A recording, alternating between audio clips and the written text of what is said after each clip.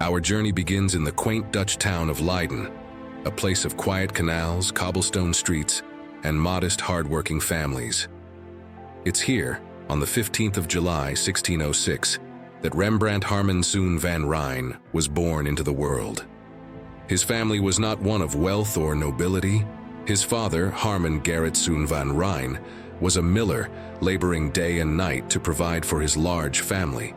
Rembrandt was the ninth of 10 children, raised in a household that valued hard work, faith, and humility. Rembrandt's early years in Leiden were defined by the steady rhythm of a miller's life. His father's mill was a place of dust and motion, where grain was ground into flour to feed the townspeople. The family's modest income meant there were no luxuries, but Rembrandt grew up with a sense of discipline and resilience. From a young age, Rembrandt was an observant child. He would watch as light shifted across the walls of the mill, mesmerized by the way shadows played upon the surfaces. The changing sunlight throughout the day cast the machinery in different hues, and Rembrandt absorbed these variations in light and shade. These early observations would plant the seeds for what would later become one of his greatest artistic obsessions. As a boy, Rembrandt was quiet, contemplative, and deeply curious. He would often sit by the window, watching the way the light touched his surroundings, casting soft shadows that danced across the walls.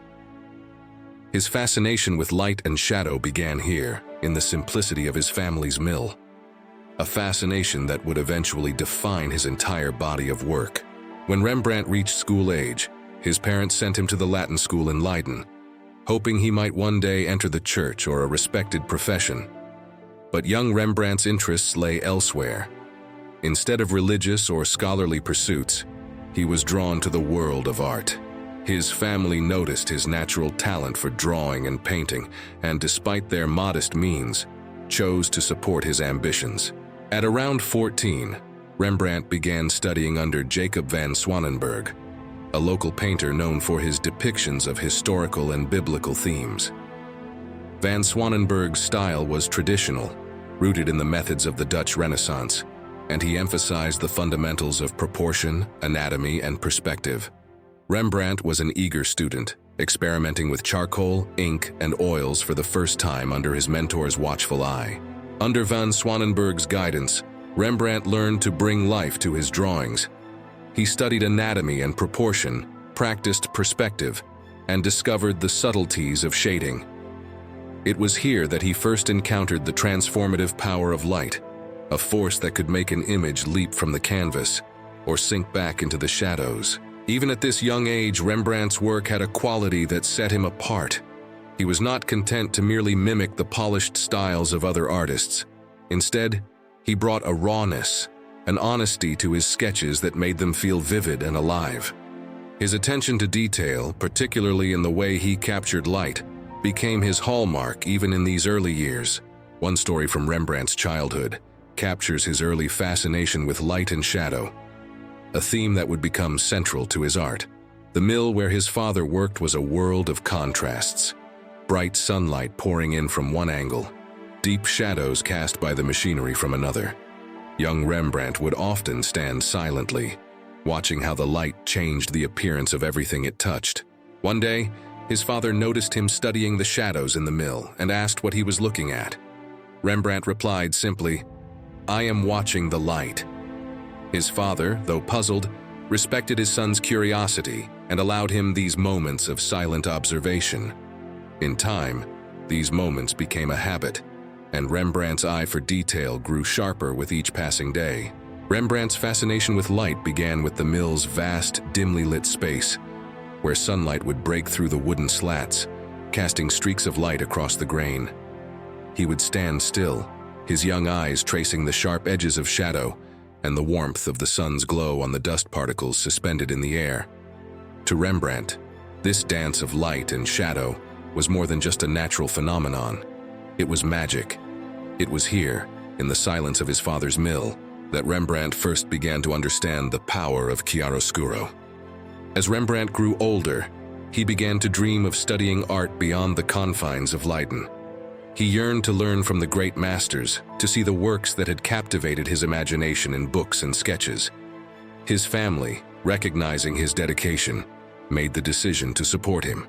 With their encouragement, Rembrandt left Leiden and set out for Amsterdam, the vibrant cultural hub of the Dutch Republic.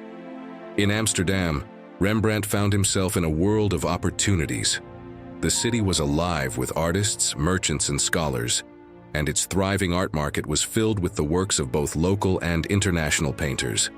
It was here that Rembrandt encountered Peter Lastman, a respected history painter, known for his vivid depictions of biblical and mythological scenes. Rembrandt apprenticed under Lastman, and it was during this time that his style began to evolve, blending realism with dramatic lighting and emotion. The bustling city of Amsterdam opened Rembrandt's eyes to the endless possibilities of art. In Lastman's studio, he learned to combine realism with emotion, to bring not just the image, but the story of his subjects to life. Under Lastman's tutelage, Rembrandt's mastery of light and shadow grew, and he began to understand how to use them to evoke powerful emotions. Lastman's influence on Rembrandt was profound. Through him, Rembrandt learned not only the technical aspects of painting, but also the importance of storytelling in art. Lastman emphasized the dramatic potential of lighting, encouraging Rembrandt to explore the interplay of brightness and shadow, to create depth and dimension in his work. Inspired by his experiences in Lastman's studio, Rembrandt began to develop his unique artistic vision. His subjects, whether they were biblical figures, historical characters, or ordinary townsfolk, were rendered with an honesty that revealed their inner lives. Unlike many of his contemporaries who painted idealized portraits, Rembrandt's work celebrated the human experience in all its raw and unfiltered beauty. One of Rembrandt's early commissions was a portrait of an elderly widow, a woman who had faced hardship and loss. Rembrandt's portrayal of her was strikingly honest. He painted every line and wrinkle on her face, every sign of age and sorrow. The woman's family was initially shocked, expecting a more polished representation. But when the widow saw the portrait, she smiled and said, "This is me, truly me." This was Rembrandt's gift, to see people as they were and capture their truth on canvas. As Rembrandt completed his training and prepared to set out on his own, he was armed with more than just technical skill. He had a vision. He had learned to see beyond the surface, to capture not only the faces of his subjects, but their souls. In Amsterdam, he would build a career that would challenge conventions, transform Dutch art, and inspire generations to come. The young miller's son from Leiden was about to become a master of light and shadow. As Rembrandt settled into Amsterdam, the city was alive with creativity, wealth, and ambition. Amsterdam in the 1630s was a hub of trade and culture, with a prosperous merchant class eager to display their wealth through art. And Rembrandt, with his unique vision and unparalleled talent, was ready to take the city by storm. After his time in Leiden, Rembrandt's move to Amsterdam marked a significant turning point in his career. He arrived in the bustling city, eager to make his mark, and quickly gained access to the vibrant art scene. Under the mentorship of Peter Lastman, a renowned history painter, Rembrandt refined his techniques, learning how to create dynamic compositions and dramatic scenes. Lastman's influence taught him the importance of narrative in art, how each painting could tell a story through composition, color, and of course, light. With Lastman's guidance, Rembrandt honed his skills, but he was not content to merely follow in his mentor's footsteps. Instead, he began to develop his own style, one that was distinctively raw and emotional. His use of chiaroscuro, the interplay of light and shadow, added depth and realism to his work, making his subjects appear almost three-dimensional. This innovative approach would soon set him apart from other artists of the time. Under Lastman's mentorship, Rembrandt learned to infuse his work with drama and emotion. He mastered the art of storytelling, using light and shadow to breathe life into his subjects. But even as a young artist, Rembrandt's vision was his own, bold, honest, and unafraid to capture the imperfections of the human experience. Rembrandt's unique approach quickly gained the attention of Amsterdam's wealthy elite. Unlike other artists who painted idealized, polished portraits, Rembrandt's work was strikingly real, capturing the complexities of human emotion. His early commissions allowed him to showcase his signature style: dramatic lighting, intricate details, and a focus on the inner lives of his subjects. He had a rare gift for portraying people as they were, with every wrinkle, every glance, revealing a story. One of his first major successes was the anatomy lesson of Dr. Nicolaes Tulp, commissioned by the Amsterdam Guild of Surgeons in 1632. This painting was unlike any group portrait of its time. Instead of the stiff, formal poses typical of group portraits, Rembrandt arranged his subjects in a dynamic scene, with Dr. Tulp demonstrating a dissection to an attentive audience. The interplay of light and shadow drew viewers' eyes to the doctor's hands, creating a sense of depth and realism that was revolutionary. With the anatomy lesson of Dr. Nicolaes Tulp, Rembrandt broke all conventions. He transformed a traditional group portrait into a narrative, a moment captured in time. The shadows gave the scene depth, while the light illuminated the surgeon's hands, a masterful technique that revealed both the power and mystery of life itself. The anatomy lesson was not just a painting, it was a statement. By capturing the attention of Amsterdam's elite with this groundbreaking work, Rembrandt established himself as a visionary. The Guild of Surgeons was so impressed that they requested additional works, and soon Rembrandt's studio was flooded with commissions. Around this time, Rembrandt met Saskia van Uylenburg, a spirited and intelligent young woman who would become the love of his life. Saskia was the niece of Rembrandt's art dealer, Hendrik van Uylenburg, and their relationship blossomed quickly. She brought joy and stability into Rembrandt's life, and her social connections helped to elevate his status in Amsterdam's elite circles. In 1634, Rembrandt and Saskia married, and she became his muse, appearing in numerous portraits and biblical scenes. Their marriage marked the beginning of what is often called Rembrandt's golden period. With Saskia by his side, Rembrandt experienced both personal and professional success. He moved into a lavish house on Briestraat, one of Amsterdam's most fashionable streets, and filled it with fine furnishings, exotic artifacts and objects of curiosity that would serve as props in his paintings. Saskia's presence brought a warmth and tenderness to his work. His portraits of her are filled with affection, capturing her intelligence, grace, and strength. Saskia was more than just Rembrandt's wife. She was his muse, his confidant, and his anchor. Through her, he found inspiration, and his portraits of her radiate with an intimacy that reveals the depth of their love. With Saskia by his side, Rembrandt entered a period of unmatched creativity, producing some of his most beloved works. In one of Rembrandt's portraits of Saskia, she is depicted as Flora, the goddess of spring. Her face is gentle, her expression serene, and the light falls softly on her features.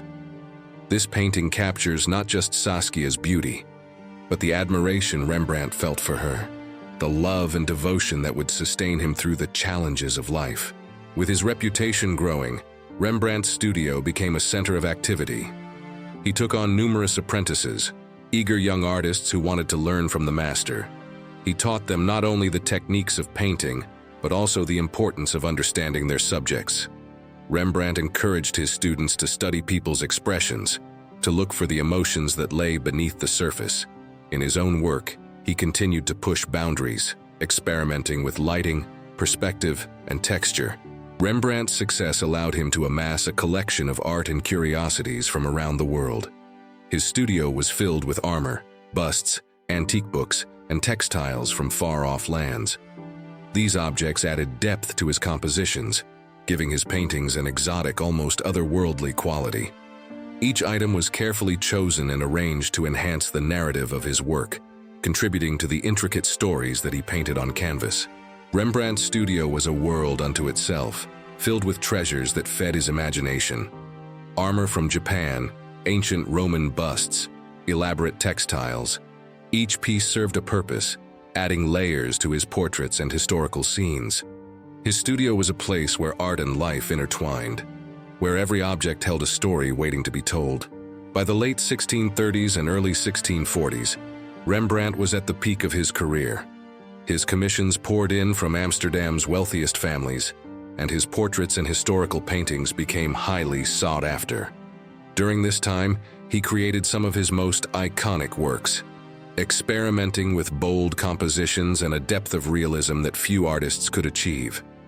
His portraits, whether of noble patrons or humble subjects, conveyed a sense of humanity that made them universally relatable.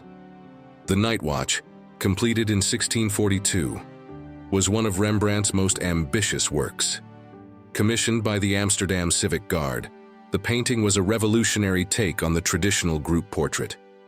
Instead of static figures, Rembrandt depicted the guards in mid-action, creating a dynamic, almost cinematic scene.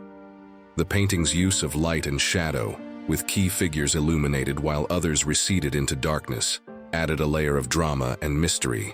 In The Night Watch, Rembrandt transformed a formal group portrait into a scene of energy and movement. The figures are alive, caught in a moment of action, with light and shadow lending an air of mystery. It was a masterpiece of storytelling, a testament to Rembrandt's genius in capturing the human spirit. The Night Watch was groundbreaking, but it was met with mixed reactions.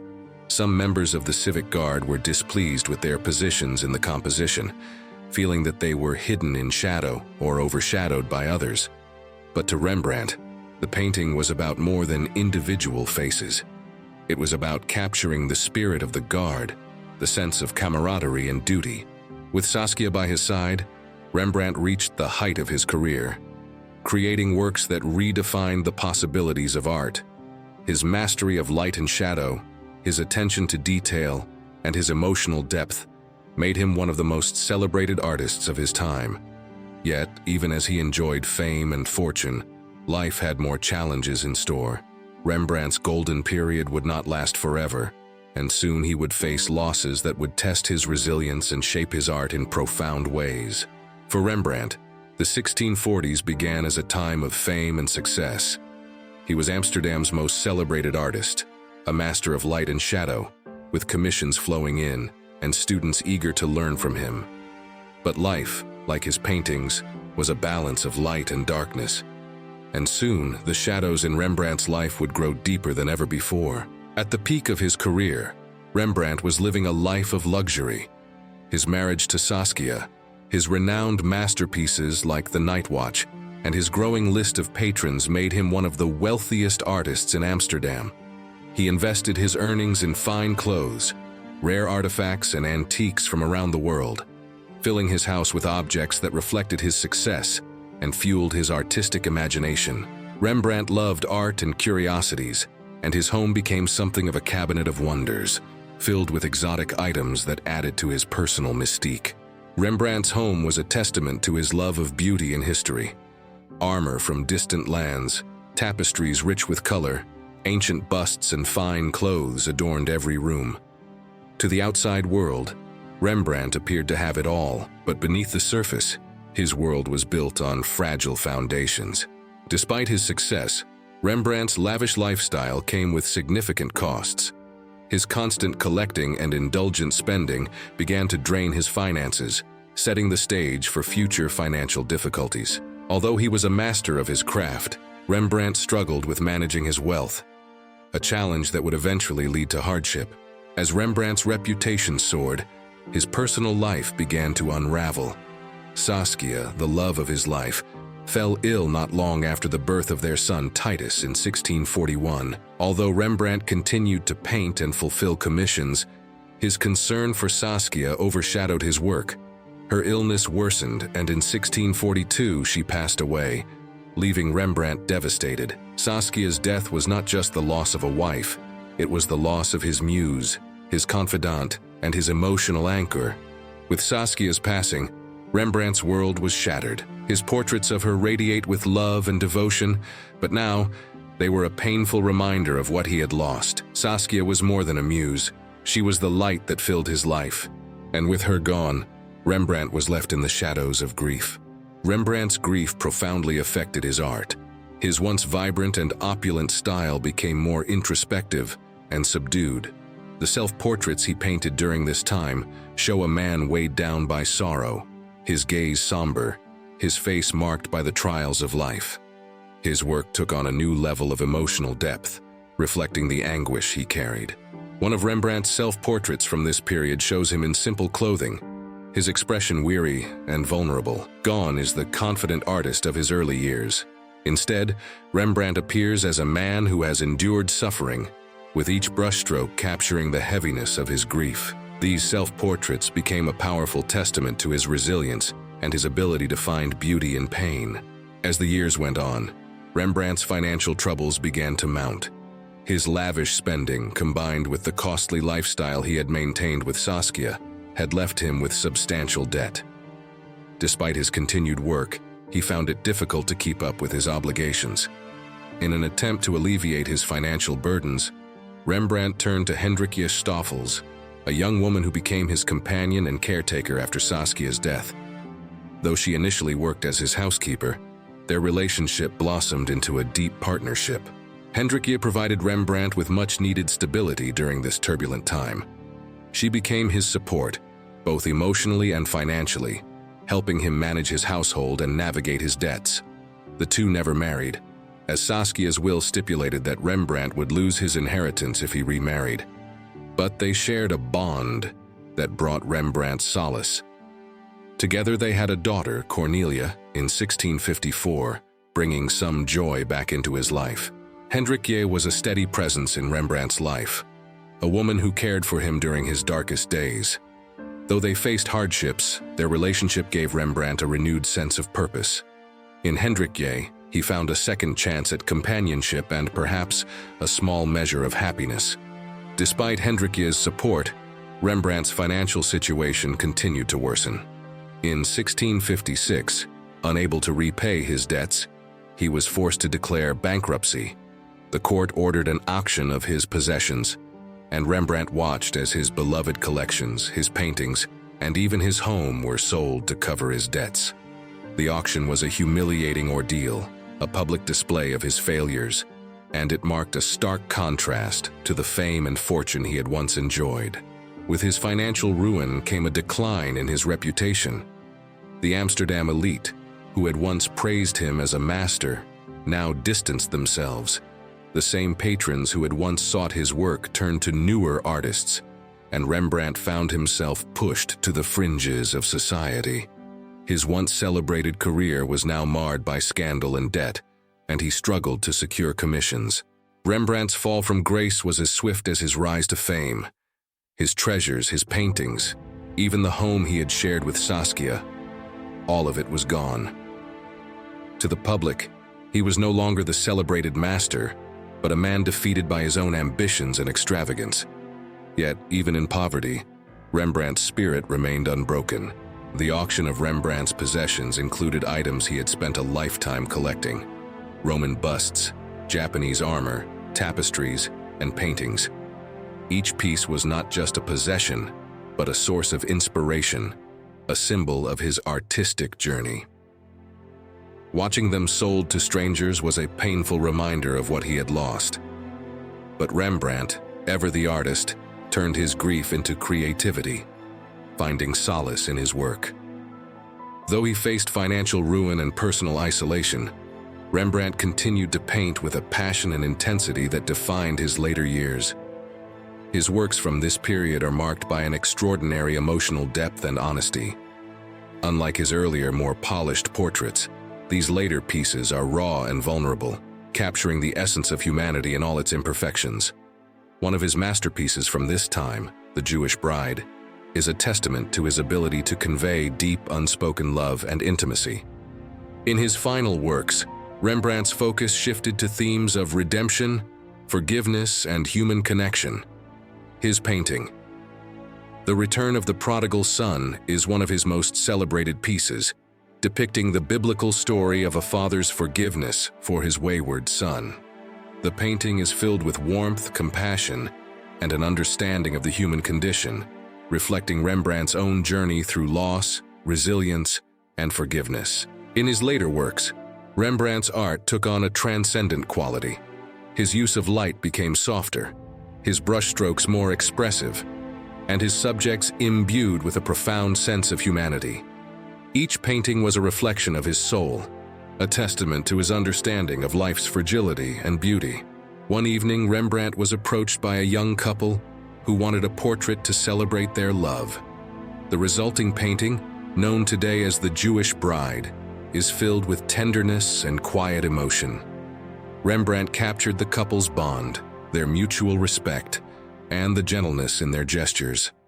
This painting, with its warm light and soft shadows, is a testament to Rembrandt's ability to see and capture the depth of human relationships. Though Rembrandt had lost much, he found a new depth in his art that few could match. His later years were marked by hardship, but his resilience, his empathy, and his unyielding dedication to his craft left an indelible mark on the world. In the shadows of grief and loss, Rembrandt's genius continued to shine, illuminating the darkest corners of the human experience. But the final chapter of his life still awaited, one where his enduring legacy would be sealed. As Rembrandt entered the final years of his life, he was no longer surrounded by wealth or acclaim, yet he remained undeterred, finding solace in his art, which had become not only his passion, but his purpose. Though his personal fortunes had faded, his spirit endured, and his dedication to capturing the essence of the human soul was stronger than ever. In the last decade of his life, Rembrandt faced continued hardships. Hendrikje, his beloved companion, passed away in 1663, leaving him with their young daughter Cornelia. His only remaining family was his son Titus, who had grown into a kind and supportive presence. Together, they endured financial struggles, with Titus working to support the family as Rembrandt continued to paint. But even in the face of grief and financial ruin, Rembrandt never wavered in his commitment to his art. His works from these final years reveal a master who had achieved a profound understanding of the human experience. These paintings are softer, quieter, filled with introspective depth. Rembrandt's self-portraits in particular show an older man, his face lined, his eyes filled with a lifetime of wisdom and sorrow. He painted himself as he truly was, unadorned and vulnerable, capturing the strength that comes from accepting one's imperfections. In his later self-portraits, Rembrandt's gaze is unflinching. He looks out from the canvas with honesty, humility, and a quiet strength, as if to say, "This is who I am." These final works are not just paintings. They are reflections of a soul that has known love and loss, triumph and failure. They are testaments to Rembrandt's resilience and his belief in the enduring power of art. In one of his last self-portraits, painted shortly before his death, Rembrandt depicted himself wearing a simple cap, his expression calm and contemplative. The light falls gently across his face, emphasizing the lines of age and experience. It is a painting of acceptance, a farewell from an artist who had given his life to capturing the beauty and complexity of humanity. One of Rembrandt's most celebrated late works, The Return of the Prodigal Son, stands as a symbol of his own journey. Painted in the mid-1660s, this masterpiece depicts the biblical parable of a father welcoming his lost son back with open arms. The painting is a moving expression of forgiveness, compassion, and redemption, qualities that Rembrandt himself had come to understand deeply. The figures in the painting are bathed in a warm golden light, a symbol of divine grace. The father's hands, tenderly resting on his son's back, convey a sense of unconditional love. It is as if, in this painting, Rembrandt poured all of his hopes, regrets, and understanding of human frailty. The Return of the Prodigal Son is not only a religious work, it is a reflection of Rembrandt's own life, a life marked by forgiveness, resilience, and love. In The Return of the Prodigal Son, Rembrandt captured the ultimate act of love and forgiveness. The father's embrace, the son's repentance, the warmth of the light. It is a painting that transcends time, a reminder of the strength found in compassion. For Rembrandt, this painting was more than a biblical scene. It was a reflection of his own journey, a testament to the power of forgiveness. Art historians often point out the father's hands in The Return of the Prodigal Son. One hand is strong and masculine, while the other is delicate and nurturing. This subtle detail adds a layer of meaning to the scene, as if Rembrandt wanted to show that true forgiveness requires both strength and compassion. It is a moment of tenderness that speaks to Rembrandt's understanding of the complexities of the human heart. Although Rembrandt passed away in 1669, his legacy would only grow with time. Initially, his reputation suffered due to his financial struggles and unconventional approach, but as the years passed, the art world began to recognize the depth and innovation in his work. Rembrandt's mastery of light and shadow, his commitment to portraying the truth of human emotion, and his pioneering use of chiaroscuro influenced generations of artists who followed. In the 18th and 19th centuries, as Romanticism took hold, Rembrandt's work experienced a revival. Artists and collectors alike became fascinated by his bold use of light and his realistic portrayals of the human experience. Painters such as Francisco Goya, J.M.W. Turner, and Vincent van Gogh drew inspiration from Rembrandt's expressive brushwork and emotional depth, seeing in his work a kindred spirit of authenticity. Rembrandt's legacy transcended the boundaries of his lifetime.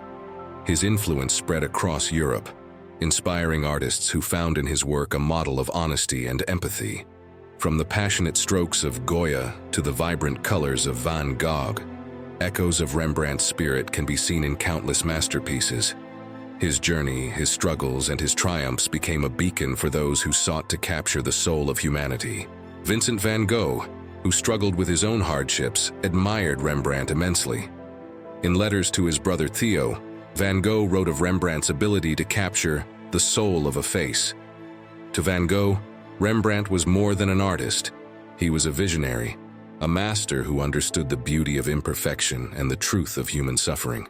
Today, Rembrandt's works are housed in some of the world's most prestigious museums, from the Rijksmuseum in Amsterdam to the Louvre in Paris. His paintings are revered not only for their technical brilliance, but for the emotional truth they convey. Each piece tells a story, capturing moments of joy, sorrow, love, and redemption. Rembrandt's legacy endures because he painted not just what he saw, but what he felt. In the centuries since his death, Rembrandt has become a symbol of resilience, a reminder of the strength it takes to endure life's trials and still create beauty. His art resonates with people of all backgrounds, transcending time and culture. Rembrandt understood that light and shadow exist within all of us, and his work invites us to embrace our own complexities, to see ourselves in his portraits, and to find beauty in the journey. Rembrandt van Rijn's art is a gift to the world, a bridge between the past and the present.